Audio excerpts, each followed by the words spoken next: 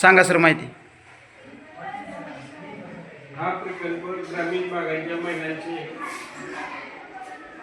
आरोग्य सुधारणार आहे. या प्रकल्पान्वये ग्रामीण भागामध्ये लाकडाचा वापर कमी होऊन गॅसचा वापर वाढणार आहे. हवेचं प्रदूषण कमी होणार आहे.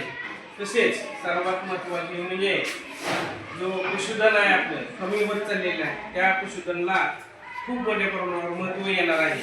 पशुधनच्या शेणाचाच वापर आपण ह्या बायोगॅस प्रकल्पामध्ये करत असल्यामुळे पशुधन जगवणे हे खूप मोठं महत्त्वाचं काम याच्यातून निश्चित घडणार आहे.